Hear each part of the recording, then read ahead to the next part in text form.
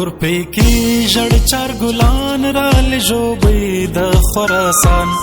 شاوخوا کږدۍ ولاړې کور د کم یو د مالداري یو وار چپسي ګران ژغږي له غرو کاڼي جلا کړ شک به واخې ګرپل زنګ د ګرانه پلونه د نوین ستن مه وخته تر ګرد په جوړوي مه د ګران بد کام د وخورم کام د څه دی کام د نورو په نامه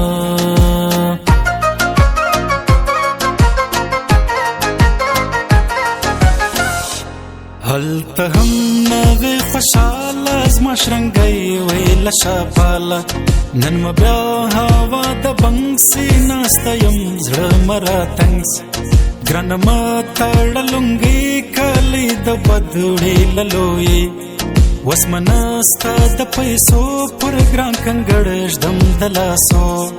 حل منستا ستا په کلي ملنګه نه دي راغلي دلته نسته پښتونواله ساوڼ باسي له بازار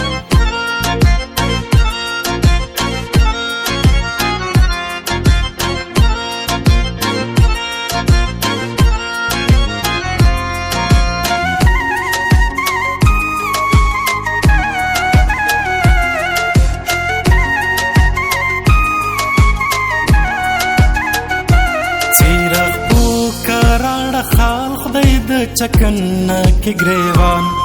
سر په زور زور ورنول خو پڅنګ کې پښتانول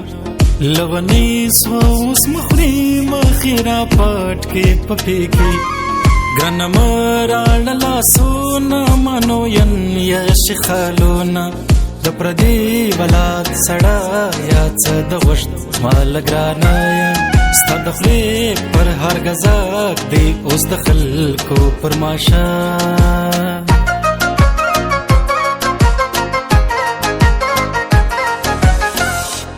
و د خوري د کام نیمای بخت نامه مچلوړې پېکۍ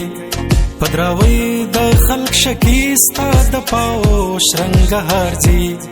ستا یاري د کابل تخت یا ور پر ګورم د ځان بخت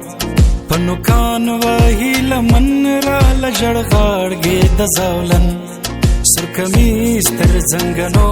را لسردار د ماینو نازک جوړ دی نیم لسرو نیم دی د غاورو لخاشو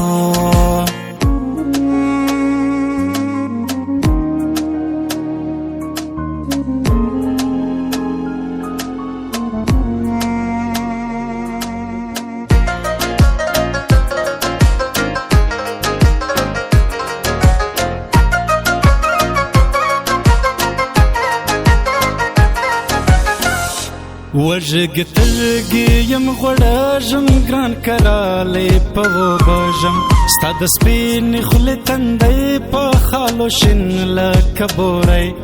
خدای غني دی داد به وکړي موږ به هم د خیسارک کډې بار سوې هندۍ زاړې پر مختر څونې زور غواړي جوړوم چارګل نرۍ لازم نړاندې سنځاوي دلته راسي زړونه یوسي بیا نسکور پر کتابو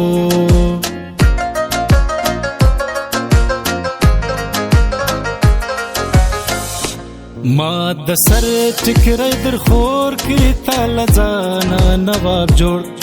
ما به کټله در لخله ګران زوال د سزماشه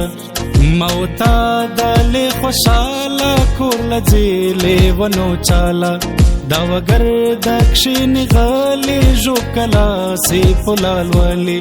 پمرگی مردو نتل مری سرو بند د چانمری اندیشنو بوی سزالی پغور جندی د گران کلی